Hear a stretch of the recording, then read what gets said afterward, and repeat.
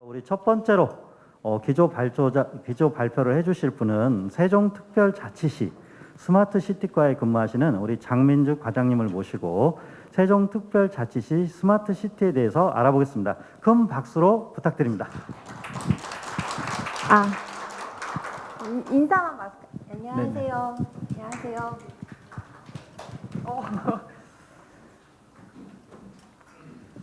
네, 안녕하십니까. 저는 세종특별자치시에서 스마트 도시 과장을 하고 있는 장민주라고 합니다.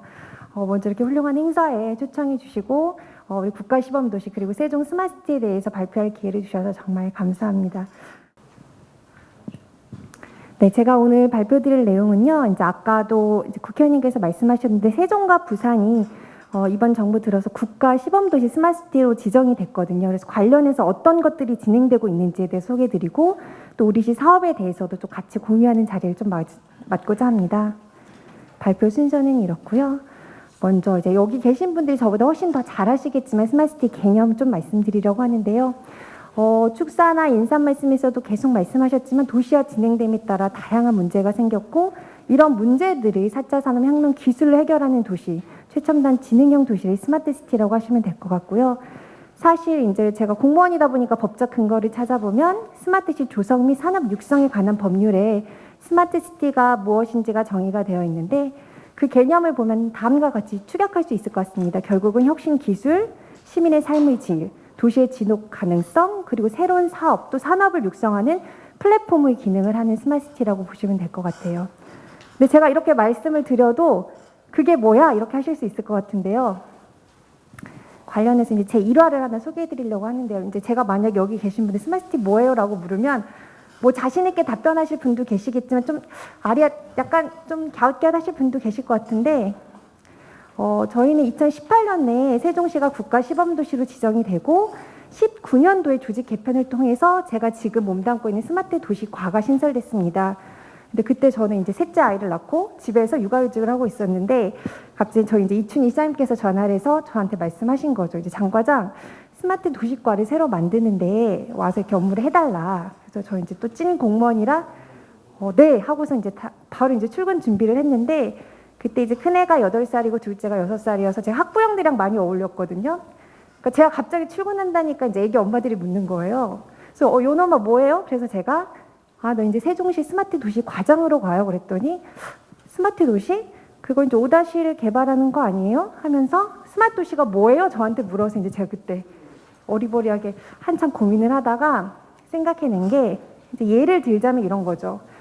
도시화 진행되면 이제 차량도 많아지고 교통 문제가 발생하는데 그동안은 도로의 폭을 넓히거나 대용량 차량 등 인프라를 구축하는 식으로 도시 문제를 해결했다면 이제는 새로운 신호체계 또는 교통량 측정 등의 데이터 분석을 통해서 효율적인 신호체계를 만든다든지 아니면 차량과 신호의 공유 플랫폼을 통해서 우회할 수 있는 방향을 가르쳐 준다든지 그러니까 기존의 도시 문제가 인프라를 개선하고 구축하는 데 국한됐다면 스마트시티는 기존의 인프라를 그대로 둔 상황에서 다양한 4차 산업혁명 기술을 통해서 도시를 개선하고 그럼으로써 도시의 지속 가능성을 높이는 그런 도시라고 보시면 될 것 같아요.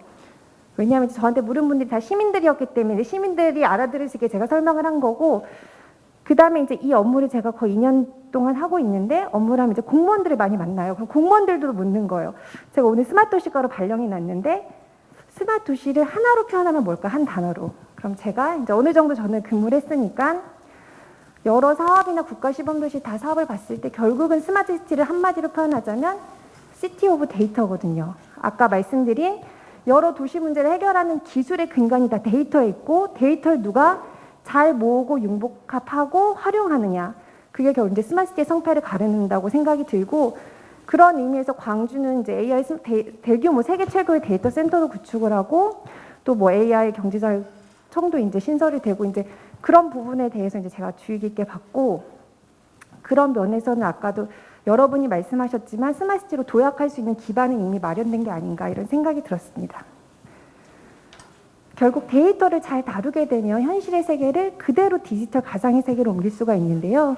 이거를 이제 통상 현실 세계를 아톰의 세계라고 한다면 디지털 세계는 비트의 세계라고 하는데 아톰과 비트의 세계가 일치하는 그래서 똑같이 쌍둥이를 만들어서 정책을 실험하고 모의 실험을 하고 그 결과를 실제 정책에 반영할 수 있는 디지털 트윈 또 하나의 저희도 이런 사업을 하고 있는데 결국에는 이런 도시가 추해는 되지 않을까 생각을 해봅니다.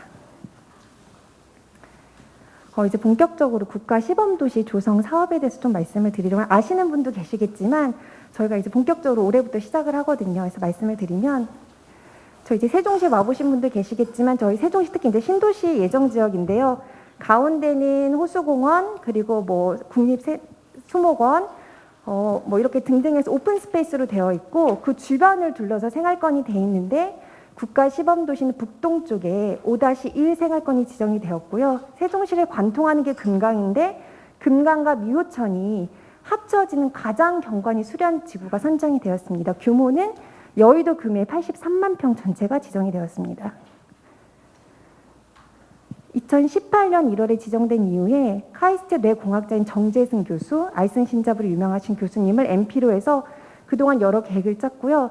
실질적으로는 작년 7월에 첫 부지 조성 공사에 들어갔거든요. 그럼 다들 국가 사업이고 한국판 뉴딜의 대표 사업인데 어떻게 이렇게 늦을 수가 있나 생각이 드실 텐데 저희 시랑 부산시가 같이 지정이 됐는데 부산은 에코 델타시티라고 해서 낙동강 하류 이제 이미 개발하는 지구의 일부 지역을 국가 시범도시로 지정한 거고 세종 같은 경우에는 부지 조성도 되지 않은 원형지 그대로의 지역을 국가 시범도시로 지정했고 그러다 보니까 정말 혁신적인 아이디어를 많이 제시를 했고요. 정재승 교수님께서 그거를 이제 현실의 여러 지구 단위 계획이라든지 아니면 뭐 입지 규제 최소 구역이라든지 현실과 녹이는 과정에서 법도 개정해야 됐고 뭐 규제도 풀어야 됐고 여러 가지 정말 우여곡절이 있어서 작년에 그러니까 19년 12월 말에 이제 지구 단위 계획이 승인이 돼서 작년 7월에 지금 부지 공사에 들어갔고 현재는 작년 말에 이제 민간 사업자를 공모해서 LG CNS를 대표사로 한 오원 컨소시엄이 당선이 됐고요.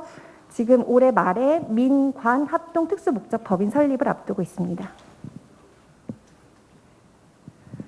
작년 10월에 저희가 이제 공모했을 때 여기도 이제 현대 쪽에서 나와 계셨는데 현대그룹이랑 현대자동차 그룹이랑 LG CNS가 이제 같이 공모를 했고 최종적으로는 이제 LG CNS를 대표사로 오원 컨소시엄이 선정이 됐고요.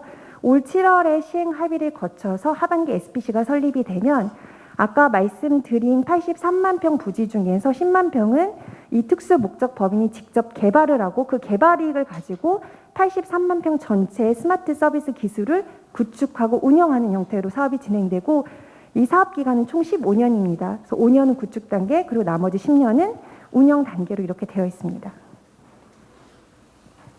가장 혁신적인 거 두 가지만 뽑으라면 하나는 혁신 생태계 조성을 위한 공간인데요.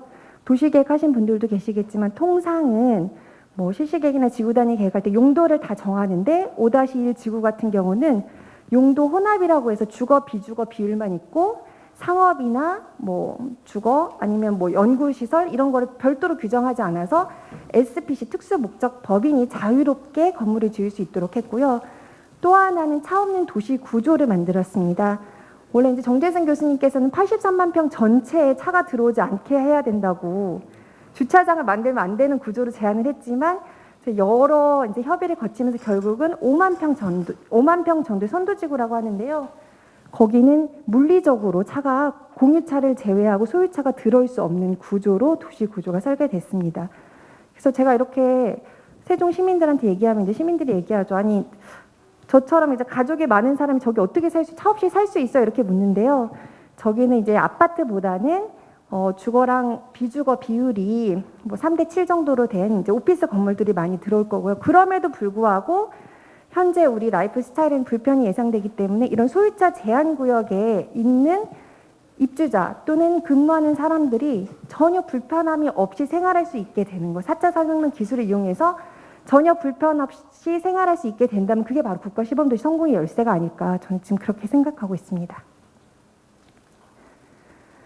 국가 시범도시로 지정된 이후에 지금 뭐 범국가적으로 또 전 부처적으로 한국판 뉴딜 관련 공모 사업을 굉장히 많이 하고 있는데요. 이제 5-1 지구를 테스트 베드로 해서 다양한 부처의 R&D 실증 사업들이 현재 진행되고 있습니다. 또 하나는 이제 여기 기업에서도 많이 오셨지만 스마트 기술이라는 게 적용을 하려면 사실 그 어디에도 없던 기술들도 있고 새로 적용해야 되는 기술들이 있는데 제일 어려운 게 규제 때문에 못하기도 하지만 근거법이 없어서 못하기도 하거든요. 그리고 그 역시도 또 규제라고 할 수가 있는데요. 그래서 규제 특례를 통해서 우리 시 전체를 스마트 규제 혁신 지구로 지정을 했고요.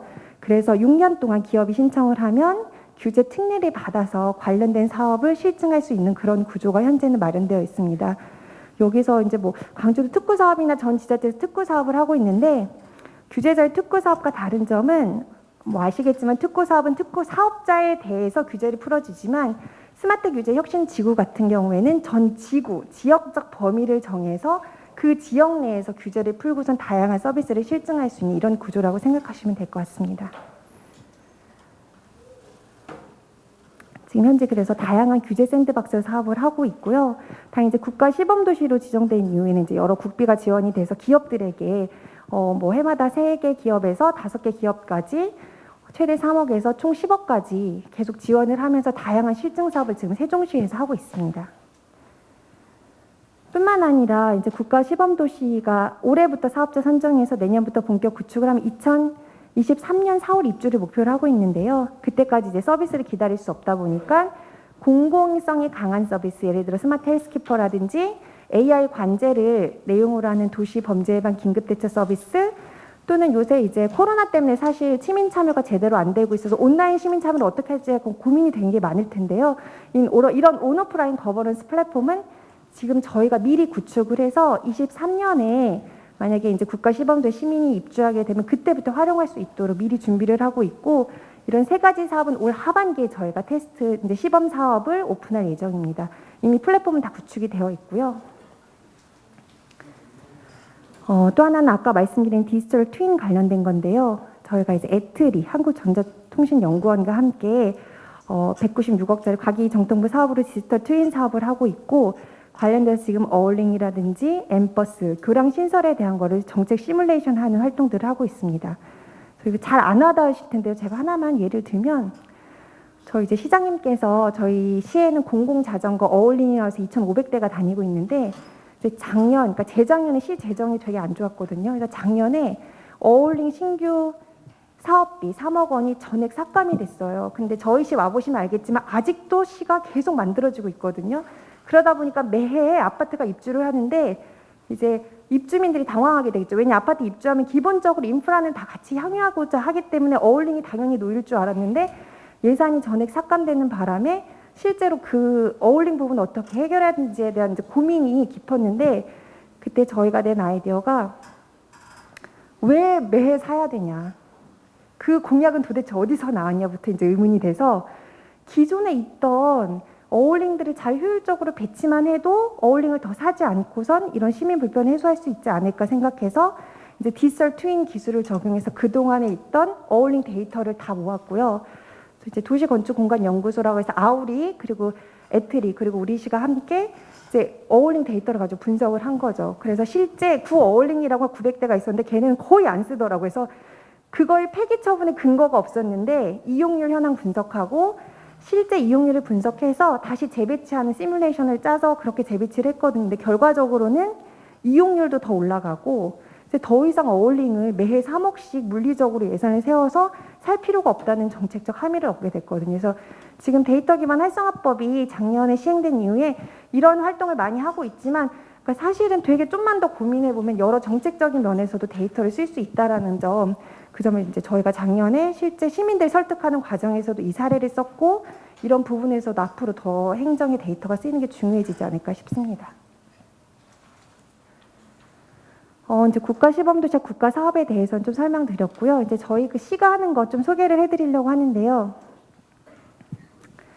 저희 이제 여기도 이제 스마트 도시가가 있는 걸로 알고 있는데, 저희 이제 스마트 도시하면 어떤 결과물을 생각하는데, 기존에 아까 말씀드린 행정을 좀 스마트하게 하자 해서 저희가 시티 스마트 프로젝트라고 해서 작년부터 매해 아마 광주에도 각 과에서 스마트 시티 사업을 하고 있을 텐데 어느 과가 어떤 사업을 하는지 잘 모르기도 하고 관리가 좀 잘 안 될 수 있을 것 같아요. 그래서 저희 시도 마찬가지여서 전 실과의 스마트 시티 사업을 다 모으고 그 과제를 분류하고 선정해서 추후에 BSC 평가에도 반영하고 이런 체계를 마련했고요. 또 하나는 이 내용을 다 홈페이지에 공개합니다. 그래서 선정된 사업의 추진율이 어떤지, 사업 내용이 어떤지, 담당하는 과가 어딘지 시민들이 언제든 홈페이지에 들어와서 지금도 들어가면 보실 수 있을 텐데요. 매달 추진율이 어떻게 변하는지 어떤 사업을 하고 있는지를 시민들에게 계속해서 공개하고 있습니다. 또 하나는 스마트시티 중요한 부분 중에 하나가 이제 도시 재생 쪽인데요. 저희 이제 조치원 쪽 도시 재생 굉장히 활발히 하고 있고 조치원을 넘어서 이제 부강이라든지 전문면까지 스마트 기술을 위한 도시 재생 사업을 꾸준히 하고 있습니다. 또 하나는 결국에는 여기 계신 분들이 일하려면 시민들의 동의가 무엇보다 필요하잖아요. 그래서 저희는 이제 시민 70명, 전문가 30명으로 한 스마트 추진 본부를 18년부터 운영하고 있고 결국은 이 포럼도 마찬가지겠지만 스마트시티를 지지하고 응원해주는 오피니언 리더들이 시민들에게도 필요하거든요. 그래서 그런 부분에서 집중적으로 이제 육성하고 교육하는 사업을 하고 있고 작년부터 저희가 스마트시티 아카데미라고 해서 공무원과 시민을 대상으로 해서 일정 기간 동안은 스마트시티 관련된 유수한 전문가들을 모셔서 교육하는 프로그램을 계속해서 운영하고 있습니다. 그리고 하나는 이제 국제 인증인데요. 들어보셨을 수도 있는데 저희가 BSI 영국 표준협회로부터 국제 인증을 18년에 받은 이후에 작년에 국제 인증 한 단계 높여서 4단계를 받았고요. 사실 이제 국제 인증의 공신력에 대해서는 의문을 가지실 수도 있지만 결국 이 인증받는 과정에서 스마트시티 사업 체계를 정비하고 다시 재분류하고 거버넌스를 구축하고 이런 과정이 있었기 때문에 저에겐 굉장히 도움이 많이 됐습니다. 오늘 이제 미래 포럼에 제가 왔는데 사실 이것도 제가 온 이유 중에 하나건 저희가 다음 달에 4월 27일부터 29일까지 제1회 세종 스마트시티 국제 포럼을 3일 동안 엽니다. 그래서 저희 이제 기조 강연자로는 세계 제1의 미래학자라는 제이스 쉔커와 그리고 국가 시범도시를 계획한 정재승 MP가 있고 우리 시에 위치한 다양한 부처들 그리고 국책 연구기관 그리고 기업으로는 현대차그룹, 네이버, 그리고 LG CNS는 다양한 기업이 참여해서 스마트시티에 대해서 논하는데 여기 계신 분들도 제가 좀 두서없이 이렇게 말씀을 드렸는데 사실 제 발표 내용은 여기까지고요. 이제 광주는 아까 두서없이 이렇게 말씀을 드렸는데 사실 제 발표 내용은 여기까지고요.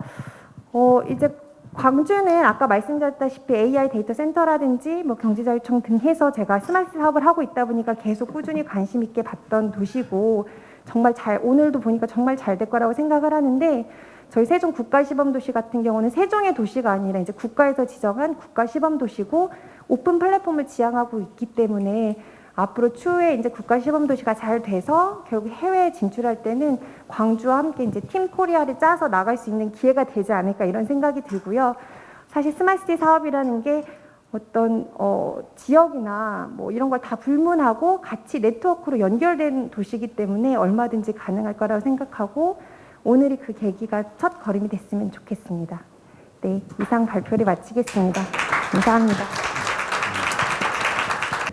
다음은 서울 SH 서울주택공사의 SH 스마트시티 사업단의 김정곤 단장님을 모시고 탄소 중립 시대의 스마트시티 역할과 사례에 대해서 좀 알아보겠습니다. 우리 단장님은 독일에서 또 공부를 하고 오셨습니다. 그리고 또 우리 단장님은 서울시의 미세먼지 대책 추진단의 단장님을 또 역임하고 계십니다. 그 큰 박수로 부탁드립니다.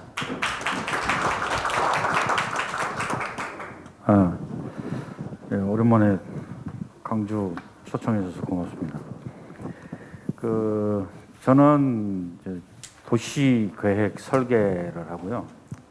이제 평생 도시 문제를 이렇게 연구하고 뭐 새로운 도시 모델을 만들고 이런 걸 하다가 얼마 전에 스마트 시티 이제 사업을 하고 있습니다. 그래서 오늘 저는 좀 여러분들하고 좀 약간 좀 색깔은 다르게 도시 계획하는 사람이 생각하는 스마트 시티는 어떤 거고, 그 다음에 지금 우리 정부뿐만 아니라 전 세계적으로 지금 풀어야 되는 도시의 문제, 탄소 중립에서의 스마트 시티는 어떤 역할을 해야 되는 건지, 그 거대한 얘기를 할 수는 없어서 제가 직접 기술을 개발해서 지금 사업을 진행하고 있는 제 사업을 잠깐 소개시키는 걸로 마치겠습니다. 네. 사실 도시는 항상 도시에 문제가 생기고 또 그 기술이 나오고 뭐 정책이 나오면서 이렇게 패러다임이 만들어져요. 이렇게 뭐 어떤 도시. 아마 스마트 시티는 아마 그러한 새로운 ICT 기술을 출발로 해서 새로운 기술에 의한 이제 기반의 도시라면, 탄소 중립은 인간이 생활해 온 어떤 도시의 기능에서 발생된 문제고, 그래서 이 두 개를 이 문제를 풀 수 있는 게 스마트 시티가 아닌가 생각합니다. 예. 혹시 여러분들은 뭐 도시를 하신 분이 계신지 모르겠는데 그렇습니다. 우리가 살고 있는 도시에는 뭐 수많은 이런 문제들이 많죠. 뭐 여름에는 열섬 현상도 생기고, 도시 내에는 수많은 대기 오염물도 생기고, 그래서 많은 정책들도 만들고 뭐 기술도 만듭니다. 그리고 이제 도시도 뭐 크게 뭐 여러 가지 얘기가 있는데, 이제 도시계획의 거장이라 할 수 있는 피터 교수는 크게 이제 전원도시에서 산업혁명이 생기고 나서 이제 전원도시, 그 다음에 자동차가 만들어지면서 자동차 도시, 기업 도시, 그 다음에 지금 하고 있는 뭐 지속 가능한 도시 안에 이러한 이제 뭐 도시들이 등장되고 있습니다. 네. 그래서 이거를 이제 문헌이라는 거 뒤져보면요, 최근에 보면 등장된 도시들이 보면 대부분 이제 스마트 시티, 뭐 지속 가능한 도시, 뭐 이런 게 이제 지금 주를 이루고 있습니다.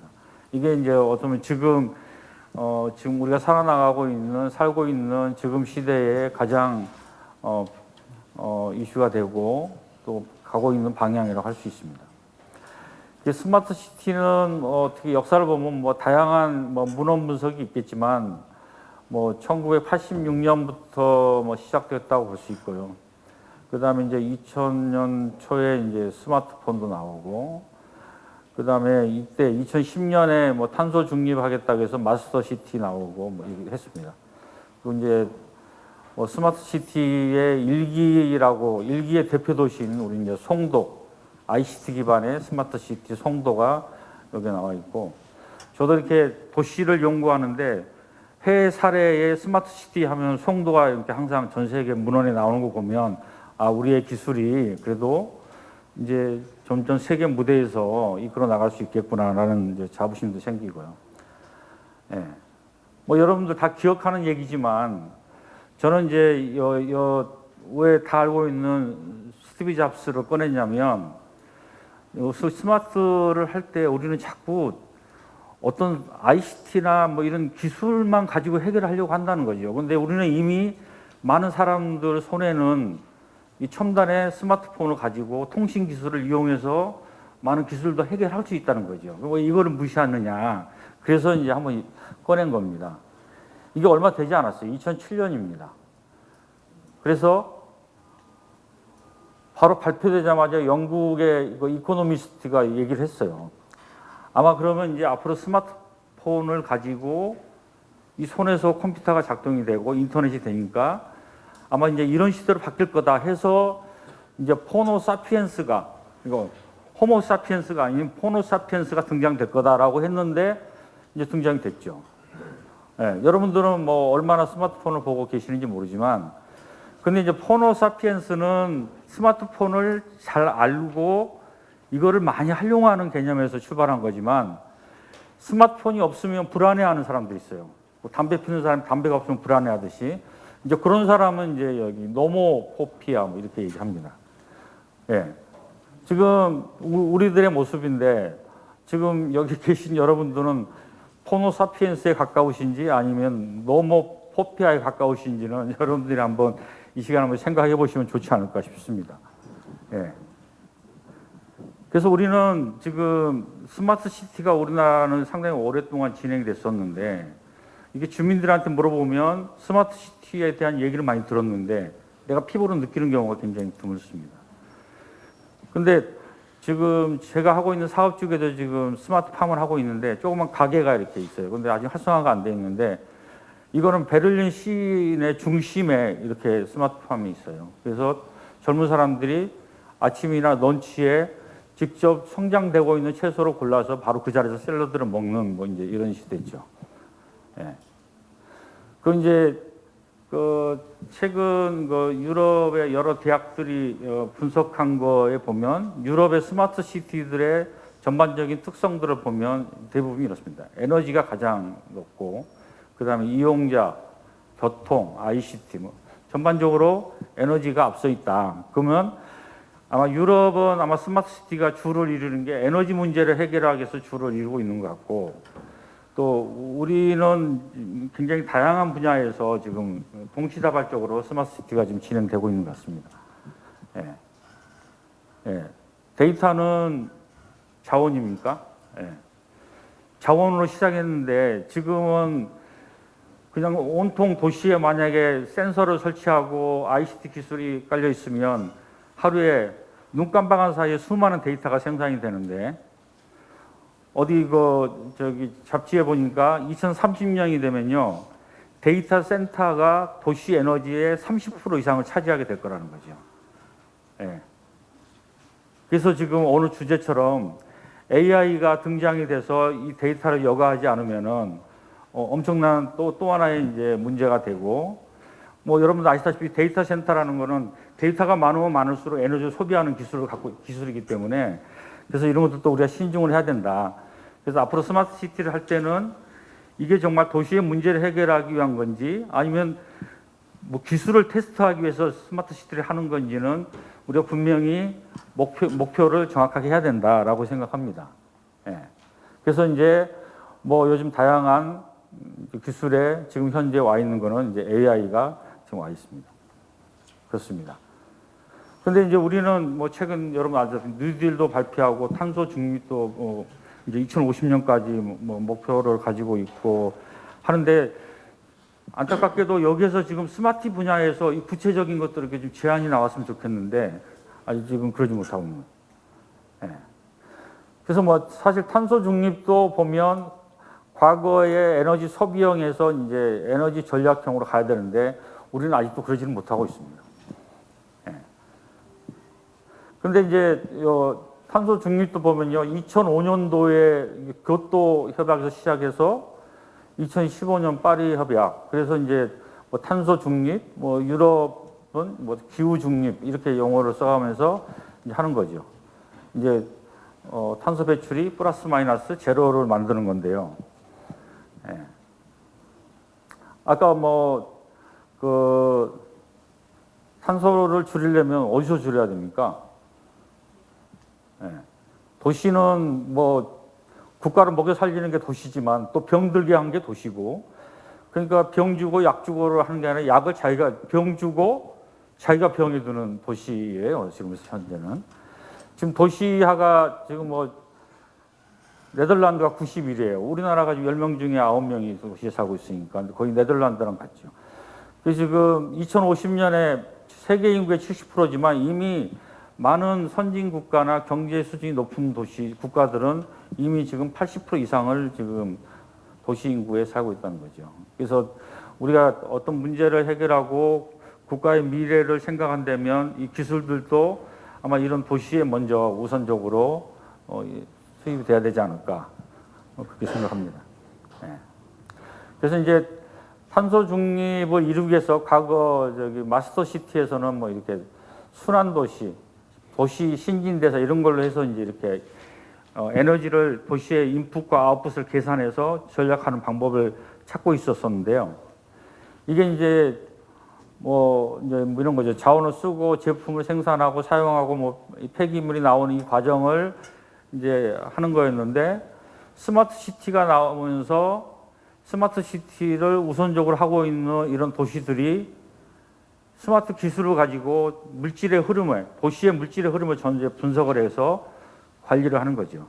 그래서 우리가 탄소 중립을 하려면 에너지가 양방향으로 서로 이렇게 실시간으로 관리가 되지 않으면은 탄소 중립을 이룰 수 있는 에너지 모델을 만들어낼 수 없듯이, 지금 이게 어쩌면 지금 우리 미래 도시로 가는 방향이고, 여기에 스마트 시티가 이 개념에서 이제 변화가 돼야 되지 않나, 이렇게 이제 저는 생각하고 있습니다. 그래서 이제 여기에 나와 있는 뭐 탄소 중립을 뭐 코펜하겐은 2025년에 하겠다고 해서 얼마 안 남았습니다. 예. 이런 도시들은 바로 이러한 도시 내에 에너지의 순환이 어떻게 지금 가고 있다는 걸 분석이 돼 있기 때문에 이게 나오는 거죠. 근데 우리는 지금 탄소 중립을 하겠다고 하지만은 어떤 이러한 지금 분석이 안 돼 있는 상태라는 거죠. 그래서 아마 이거는 스마트 기술은 이걸 가능하게 할 수 있다는 거죠. 특히 AI까지 등장돼 있으면 지금 시대에서는 인간이 할 수 없는 무궁한 기술들이 지금 우리 앞에 있다는 겁니다. 예. 그래서 이제 오늘 제가 이제 여러분한테 말씀드리고 싶은 거는 이게 탄소 중립을 하려면 이제 뭐 시나리오를 보면 이렇게 가야 돼요. 여기서 이렇게 가야 되는데 이 0에서 마이너스는 바로 이제 우리가 갖고 있는 풍부한 녹지라든가 산림이라든가 뭐 이런 개념들인데요. 이렇게 해서 이제 0으로 가야 되겠죠. 50년대에. 그래서 이제 저희 사업 지구 안에서 스마트의 개념과 이 개념을 통해서 도시의 문제도 해결하고 어떻게 스마트로 관리해보는 이런 거를 소규모지만 뭐 이렇게 아까 세종시처럼 뭐 국가 사업이나 이런 게 거대한 게 아니라 그 SH공사 사업지구에서 조그마한 돈 가지고 이제 시작을 했습니다. 예. 지금 이제 현재 지금 설치되어 있는 시설들인데요. 예. 이제 간단하게 말씀드리면 마곡이 혹시 어딘지 모르신 분들 계실 것 같아서 여기는 지금 서울식물원이라고 그래가지고 많은 사람들이 방문하고 있는데요. 전체 사업지구는 약 110만 평 정도 되는 거고요. 서울로 보면 여기 강서구, 김포공항 거의 가까이 있습니다. 전철역으로 2정거장만 더 가면 이제 김포공항이죠. 그리고 이제 한강을 바로 이제 옆에 이렇게 끼고 있는 위치인데요. 네. 그래서 여기는 이제 이렇게 녹지하고 그 다음에 R&D 기반 산업단지. 여기는 지금 LG 본사가 이렇게 들어와 있고요. 뭐 SK 사이언스, 뭐 롯데, 뭐 여러 가지가 들어와 있습니다. 지금 현재. 그다음 상업 업무, 그 다음에 이제 주거 이렇게 해서 지금 구성이 되어 있고요. 거의 이제 뭐 준공이 거의 한 80% 이상이 되어 있고요. 그 여기에 이제 저희가 지금 요즘 지금 활발하게 운영되고 있는 킥보드, 뭐 그러니까 저기 모빌리티 서비스죠. 그 다음에 이제 CO2와 미세먼지를 줄일 수 있는 이제 기술입니다. 자, 여기가 지금 저희가 지금 개발한 도킹 스테이션입니다. 충전소인데요. 이제 공항철도나 전철역 9호선을 타고 내리면은 바로 여기에 이렇게 킥보드가 있습니다. 그러니까 회원이 가입하면 이거를 이제 빌려 쓰고 있고 지금 현재는 100명을 선착순으로 이렇게 받아서 지금 무료로 지금 운영을 하고 있는 상태입니다. 그리고 이제 이 스테이션은 도심지 안에서 이런 여름에 폭염도 예방하고 뭐 미세먼지도 저감하고 이러한 기술로 해서 개발해서 이제 플랫폼이 이렇게 만들어져 있습니다. 그리고 이제 이 시설을 설치할 수 없는 거는 이제 지붕이 없는 도킹 스테이션만 해서 총 8개를 지금 운영하고 있습니다. 그리고 이제 당연히 이 기술도 저희가 이제 이 지금 3가지 프로젝트인데 3가지 프로젝트는 거기 인근에 있는 스타트업하고 저희 이제 공사하고 같이 손을 잡고 기술을 개발해서 특허를 내고 특허도 이제 등록이 다 돼 있는 상태에서 그래서 이제 일을 조금씩 진행하고 있습니다. 예. 그 다음에 이제 이거는 이제 그 이끼 타워라고 이제 우리가 이제 모스 타워라고 이제 이름을 줬는데요. 사람들이 이게 높이가 뭐 한 2m 되는데 뭐 이끼 타워라고 그래서 마곡에 갔더니 이거 타워가 이렇게 아무리 봐도 안 보여. 앞에 이렇게 서 있더라고 그러더라고요. 예. 예, 그런 높은 타워는 아니고. 그렇지만 여기는 보면 이제 필터하고 공기 팬, 그다음에 자동 간수 시스템, 온도 습도 이런 건 이제 모든 걸 스마트폰에서 이렇게 제어가 가능하게 돼 있습니다. 그 이제 더 추가적으로는 이제 저희가 이제 일기 센서를 자동으로 감지해 가지고 수분을 관리할 수 있도록 이제 하려고 하고 있고요. 그래서 지금 현재 이렇게 지금 도로에 이렇게 지금 설치가 되어 있는 모습입니다. 지금 총 6개가 설치되어 있고요. 그래서 지금 입기의 면적이 한 23제곱미터인데 이 정도면은 1년에 CO2가 한 360톤 정도 저감할 수 있는 성능입니다. 그 다음에 이제 이거는 엄청 큰 개념입니다. 이거는 이제 모스오리라고 그래가지고 3m, 4m의 굉장히 큰 형태인데요.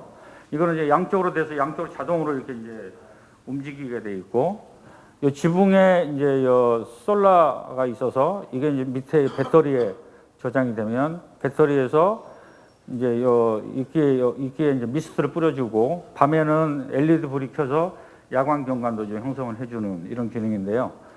이것도 지금 스타트업하고 같이 해서 지금 여기 마곡 발산역에 이렇게 지금 설치되어 있는 모습입니다. 이건 지난 12월에 설치를 했는데요. 지금 이 모스홀은 지금 이 두 개, 3m, 4m 이 두 개가 지금 그 독일의 기술을 기준으로 보면은 1년에 한 480톤 정도를 CO2를 저감하고요. 미세먼지 같은 경우는 한 23kg 정도를 저감할 수 있는 성능이 되겠습니다. 예. 그리고 이제 저희가 이제 더 확장을 하기 위해서 이제 이 센서를 20곳에 설치를 해서 공간 유형별로 이제 모니터링한 다음에 이거를 이제 더 확대할 계획에 있습니다. 그래서 이거를 통합 이제 운영하는 이제 운영 관제 센터와 리빙리 센터 이런 것들이 지금 준비돼서 지금 하나씩 목표를 위해서 가고 있습니다. 감사합니다. 마지막으로 우리 대한민국 최고의 통신사 KT에서 발표가 있겠습니다. 우리 KT 본사 AI B2B 사업 담당을 하고 계시는 우리 배철기 상무님을 모시고 KT의 AI 기반 스마트 시티에 대해서 알아보겠습니다. 큰 박수로 무대에 모시겠습니다.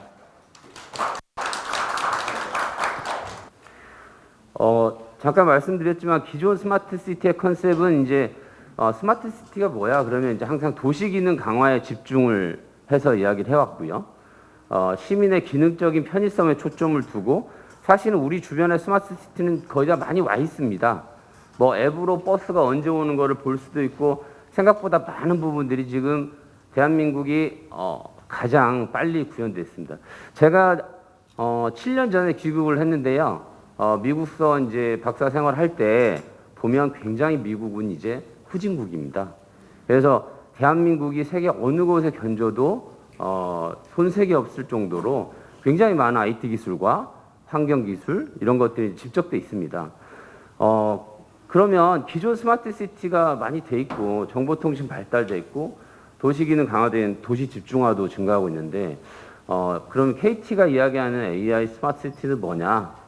그거는 이제 간단하게 말씀드리면 제가 정의를 해봤더니 ABC 인프라라고 많이 이야기합니다. 가장 핵심적인 게 이제 AI, 빅데이터, 클라우드 DX 기술 위에 이제 마음을 담는 AI 기술 그리고 그 시티라는 공간이 사실은 동물들을 위한 공간이 아니고 사실 사람을 위한 공간이고 그 안에서 많은 것들이 이루어져야 되는 공간들이거든요. 그래서 시민의 삶을 위한 AI 그리고 마음을 담을 수 있는 AI로 주제를 갖고 만들어 가보자 하고 이제 사업들을 전개하고 있습니다. 기가진이 AI 기술로 목소리를 선물합니다. 엄마, 언니, 수빈이, 성진아, 내 목소리를 들려줄 수 있어서 정말 기쁘고 모두 고맙고 사랑해요. 수빈아, 앞으로 하고 싶은 말 들려줄게. 사랑해요. 마음을 담다.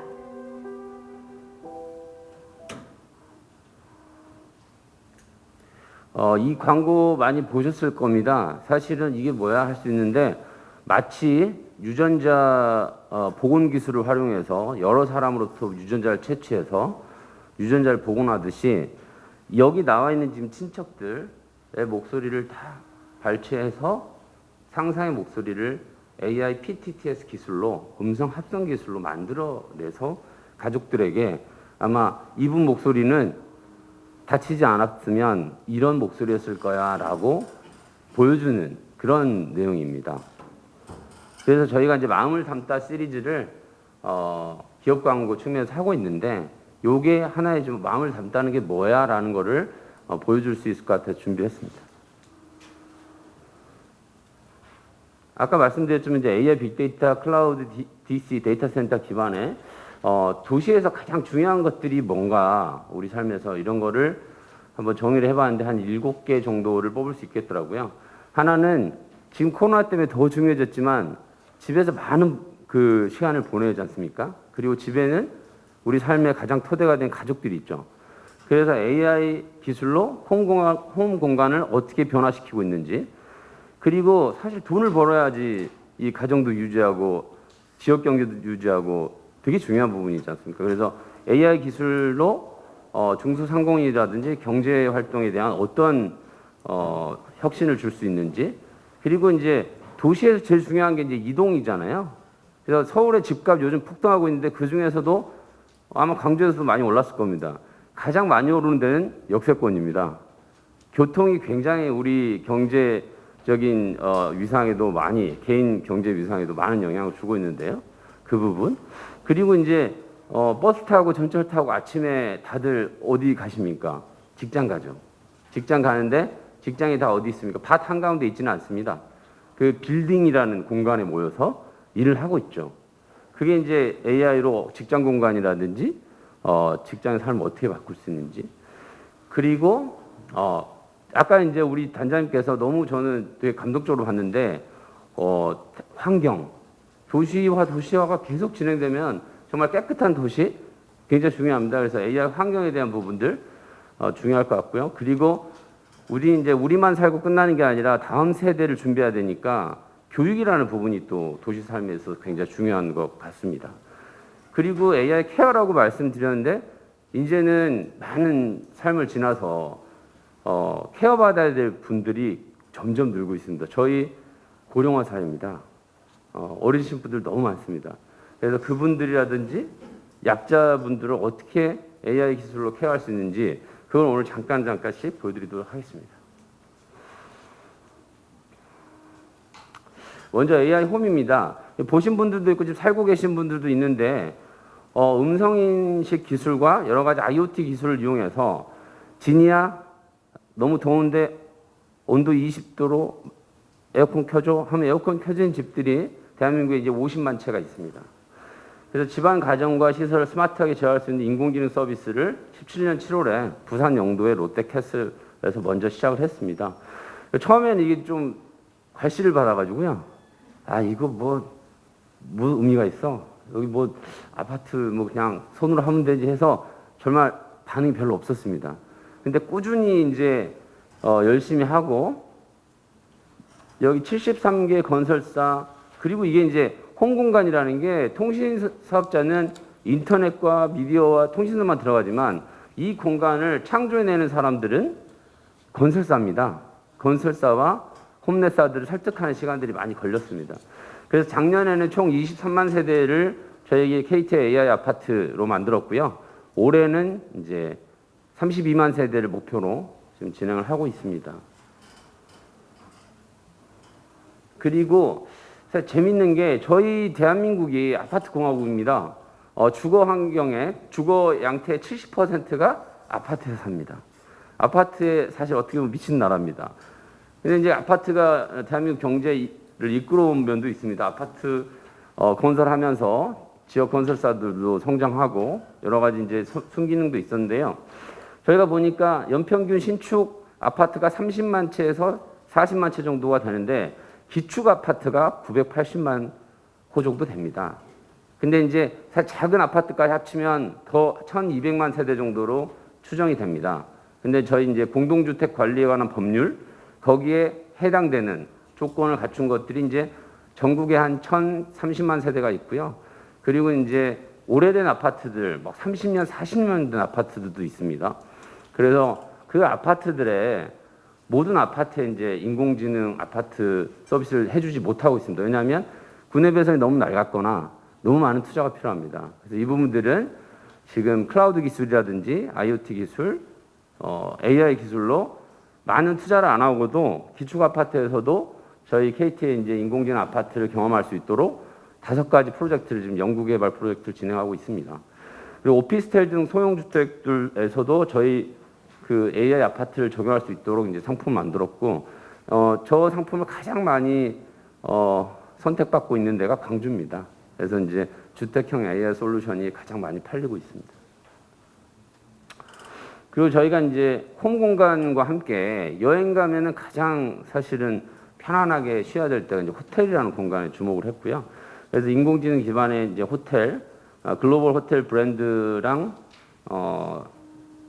제휴를 통해서 저희가 노보텔, 하얏트, 메리어트 등의 인공지능 호텔을 적용을 했습니다. 여기 이제 시연 나중에 이제 보여드릴 텐데요. 저 기가진이 단말을 통해서 음성과 터치 스크린을 통해서 방에 있는 룸을 제어할 수도 있고, 그다음 로봇과 연결돼서 이제 로봇이 어메니티 상품, 그러니까 서비스들, 그러니까 손수건 갖고 가면 손수건 갖다 주고 하는 여러 가지 이제 서비스들을 구현했습니다. 그래서 아까 말씀드린 현대 로보틱스와 저희가 이제 지분 제휴를 해가지고, 원래 현대 로보틱스는 소비재 로봇 만드는 데는 아니고요. 대한민국의 소비재 로봇의 독점적인 두 사업자는 LG와 삼성입니다.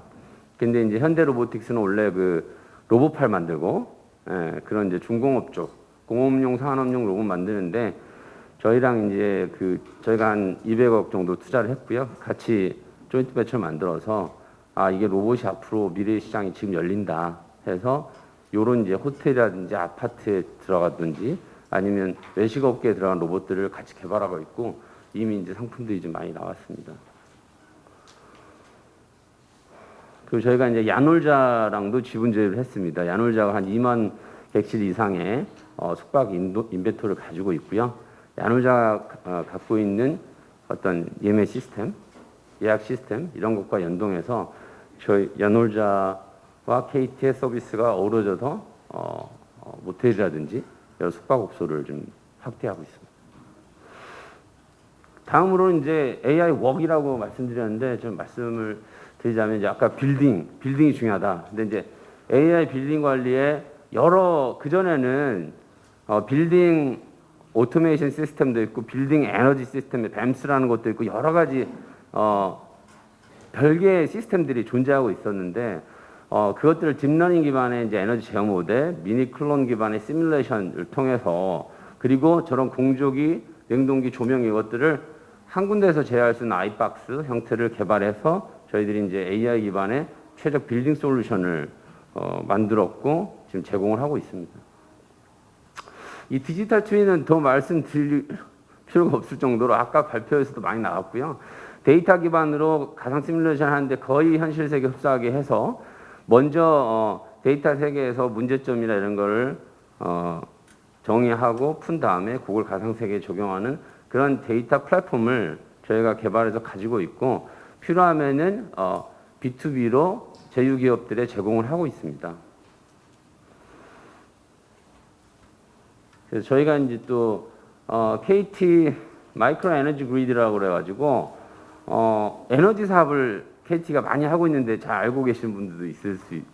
1년에 한 3천억씩을 에너지로 벌고 있습니다. 그래서 저희가 그 에너지 스토리지 서비스 사업, ESS 사업도 하고 있고요. 그래서 한때 제 기억에 3년 전에 한전 사장님께서 가장 최대 적은 KT다라고 정의를 한 적도 있을 만큼 에너지 사업을 하고 있고, 그걸 위해 이제 e브레인이라는 저희가 AI 총괄하는 플랫폼을 가지고 있고요. 여기서는 이제 에너지 사용 예측, 에너지 분석, 그다음에 전체적인 이제 오퍼레이팅을 최적화시키는 기술을 보유하고 있고, 이걸로 이제 B2B하고 B2C 쪽의 에너지 사업을 전개를 하고 있습니다.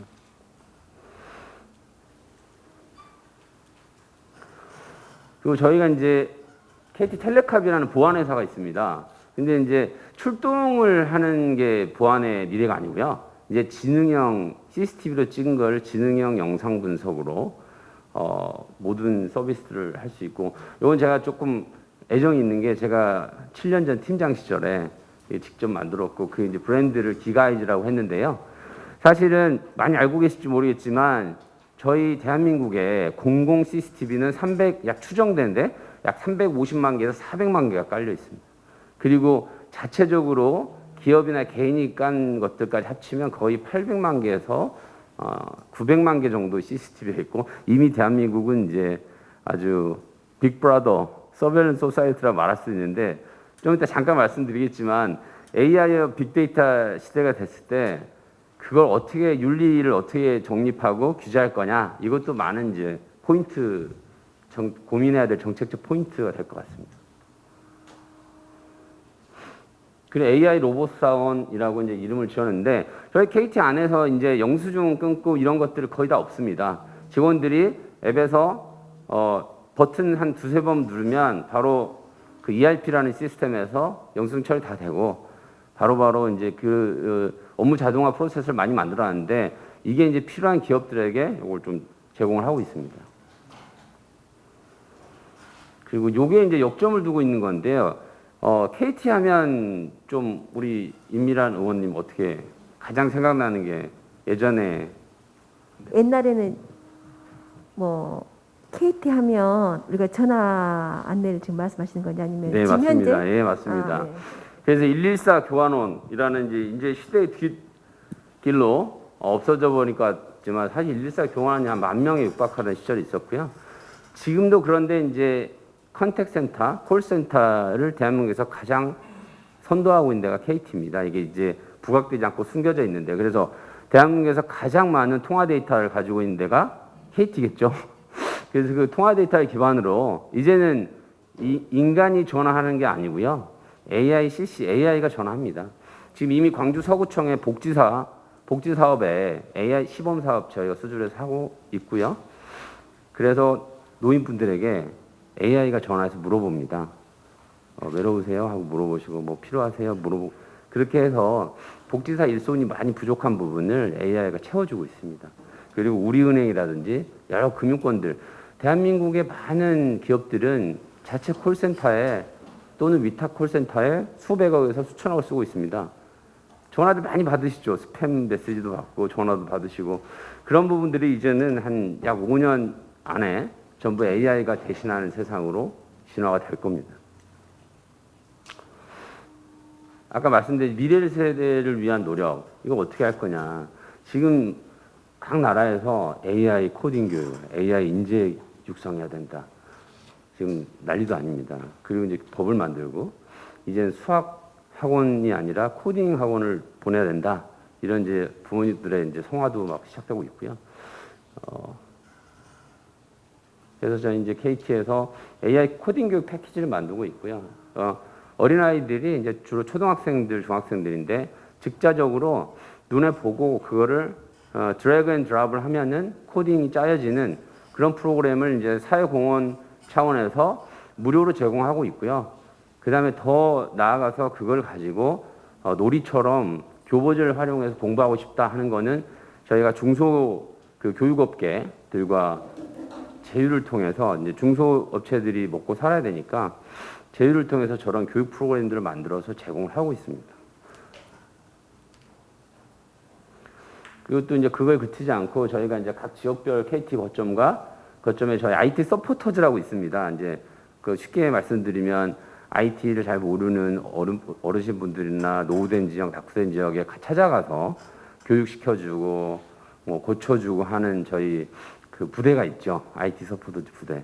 그 부대에서 이제 저 패키지를 가지고 정기적으로 저렇게 교육을 돌아다니면서 하고 있습니다. 그리고 대학의 코딩 교육이 굉장히 중요해져서 저희가 실습장을 구축해주는 협의를 이제 D대학이라고 되는데 D대학 동국 뭐 그런 쪽으로 하고 있습니다. 그리고 KT 에듀 미래형 온라인 교육 플랫폼 이게 이제 코로나 온 다음에 바로 만든 거거든요. 코로나 오니까 이제 가장 문제가 저도 이제 늦둥이 쌍둥이를 낳습니다. 그래서 초등학교 2학년인데 학교를 작년에 못 가니까 와이프도 죽으려고 그러고 애들은 점점 그 공부에 관심이 없어지고 해서 KT에서 온라인 교육 플랫폼을 중소기업과 손잡고 이제 개발해서 만들었습니다. 조만간 이제 학교 일선 현장과 사회에 이게 퍼질 거고요. 그리고 요건 아이들하고 인공지능 교육은 아이들한테도 필요한 게 아니라 직장인들한테도 많이 필요합니다. 그래서 저희가 현대중공업의 직장인분들한테 지금은 무료로 AI 교육을 직장인 교육을 해주고 있습니다. 우리은행이랑 이제 얼마 전에 그 협약을 했고요. 그래서 AI가 뭐냐, 우리가 갖고 있는 AI에 대한 이해, 그다음 커리큘럼을 다른 회사의 직장인분들께 전수하고 있습니다. 이제 교통 분야 가는데, 요건 지난번에 한번 잠깐 포럼에 오신 분들을 말씀드렸는데, 저희가 이제 AI 음성 인식 기술을 우리만 쓰기 그렇다 해서 르노 삼성이 현대는 카카오를 쓰고 뭐 이런 식으로 음성 인식을 쓰고 있는데 르노 삼성이 자체적인 음성 인식 기술이 없어서 그 르노 삼성과 제휴를 통해서 르몬 삼성 QM6에는 저희 기술이 이제 기술로 개발한 지니아 음악 틀어줘, 지니아 지도 펴줘, 뭐 지니아 여기 어디야 하면 이제 지니아 뭐 오늘 온도가 얼마야 하면 전부 다 대응할 수 있게 인비클 인포테인먼트 서비스를 만들었습니다. 이게 중요한데요. 지금 올해 한 몇백억, 거의 한 3천억 정도 예산이 지금 집행될 걸로 보이는데요. 제주도에 지금 CITS 구축 사업을 하고 있고요. 이걸 통해서 스마트한 교통 체계를 만들어 갈 수 있을 것 같습니다. 그래서 보시면 저희가 이제 시범 사업 해봤더니 실시간 교통 체계를 혁신하고 자율주행하고 그랬더니 앰뷸런스나 이런 긴급 차량이 그렇지 않은데 대비 평균 이동 시간이 83%가 단축됐어요. 그러니까 거의 10시간에 갈 거 한 한두 시간에 가는 걸로 그렇게 됐습니다. 진행 좀 빨리 하겠습니다. IT 많아가지고. 예, 디지털 물류라고 이제 GS 리테일 쪽이랑 해서 5G 자율주행 운반 카트 나르고 따르고라는 데가 있는데 이걸 좀 물류 혁신을 좀 해보려고 같이 하고 있습니다. AI 경제 말씀드리겠습니다. 사실 굉장히 삼성, LG 그리고 뭐 되게 현대 이런 우리나라는 이제 4대 그룹이 독점 체계잖아요. 와 계시지만 하여튼 국가 경제 이바지하는 것도 많지만 굉장히 그분들은 돈도 많고 인프라도 좋고 하지만 중견기업들을 위한 어떤 이게 자동화라든지 AI가 없어서 저희가 패키지화했고요. 로봇 기술, 예지 보정 기술, 영상 인식, 머신러닝, 예측, 생성하는 MES 기술 이런 것들을 좀 버무려서 저희가 팩토리 메이커스라는 이름으로 중견기업들에게 제공해주고 있습니다. 그다음에 이제 빅데이터 쪽 KT가 가장 많이 갖고 있는 게 이제 통신 데이터 그러면서 이동 위치 데이터거든요. 근데 이제 KT가 이게 뭐 법을 위반하거나 그런 게 아니고요. 처음에 이 개인이 아이덴티파잉 안 되는 수준에서 빅데이터를 정제해서 저렇게 알 수 있습니다. 오늘 서울에서 명동의 어느 부분에 어느 점포에 가장 누가 많이 갖고 이런 걸 알 수 있고요. 그런 것들을 그 관광공사라든지 이쪽이 제공해주고 있고, 그다음에 이제 소상공인들이 매출이 고민들이 많은데 매출 향상 솔루션으로 지역에 이제 상권 분석해주고 유동인구 분석해주고 업종별 매출 비교 분석해주고 하는 서비스가 있습니다. 이것도 굉장히 많은 분들이 이미 실생활에서 사용하고 계시고요.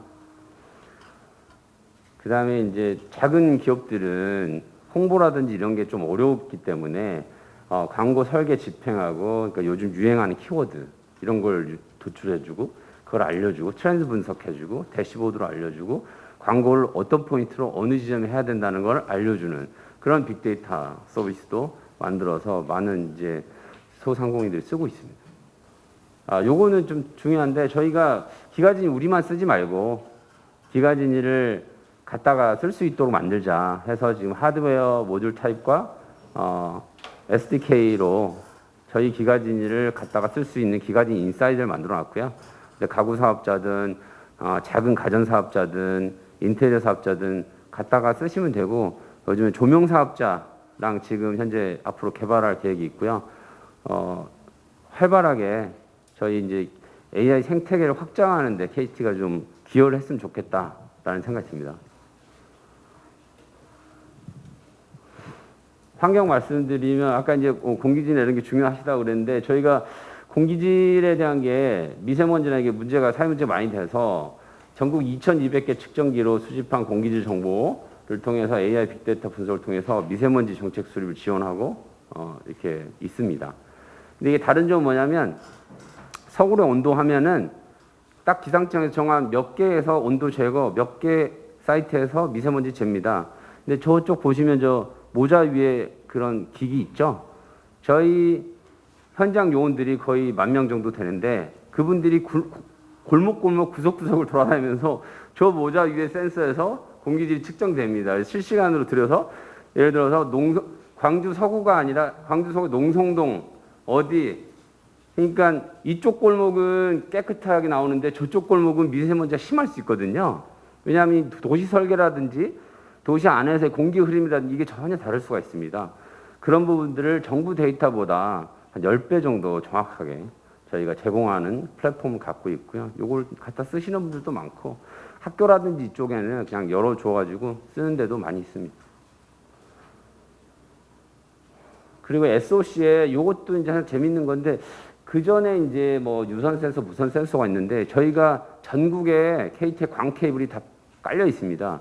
근데 광 케이블이 갖고 있는 음파의 특성을 이용해서 흔들림이 있다거나 여러 가지 이제 문제가 있을 때 시설에 대한 예지 측면에서 이렇게 알아낼 수 있는 포캐스팅 할 수 있는 그런 기술을 개발했고요. 그거 위에 이제 기가 세이프 SOC 사회 기반 시설에 대한 실시간 안전관제 시스템을 만들었고 이걸 제공하고 있습니다. 광 케이블 자체가 하나의 센서 역할을 하는 겁니다. 전국에 지하에 깔려 있는 광 케이블이. 그리고 아까 말씀 잠깐 드렸지만 저희가 이제 국내 1위 인공지능 KT 기가진이 기반 시니어 케어 서비스를 만들고 있고요. 요건 뭐 말보다 잠깐 짧은 영상을 보시면 좋겠습니다. 요 전에 근데 이제 뭐 전국적으로 통용되는 그런 노인 돌봄 서비스 별로 의미가 없거든요. 저희 시골에 가시면 저희 할머니도 이렇게 못 알아먹습니다. 말씀하시면. 그래서 저희가 뭐 처음에 광주 전남 사투리 수집 학습을 서구청 케이스 때문에 했을 때 처음에는 우리 AI 엔진이 62%밖에 못 알아먹었습니다. 근데 지금은 93% 정도 현 수준에서 알아먹고 있고요. 아마 좀 더 학습시키면 한 97%, 8% 거의 인간의 귀에 흡사하게 인식률이 올라갈 것으로 보입니다.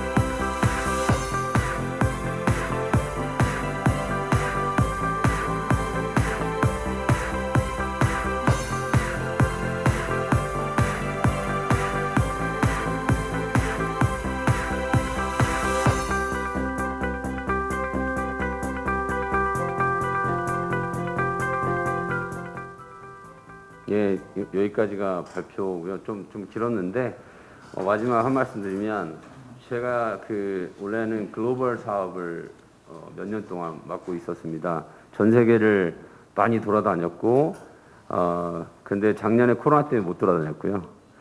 그리고 느낀 게 아마 AI의 혁신이라든지 이런 쪽에서는 우리 광주 전남이 전 세계 아마 탑 랭크 정도 될 것 같습니다. 그래서 앞으로도 광주 빅고울 광주가 스마트시티 분야에서 AI 스마트시티의 성지가 되기를 희망하고 저희 KT도 함께 돕겠습니다. 감사합니다. 네.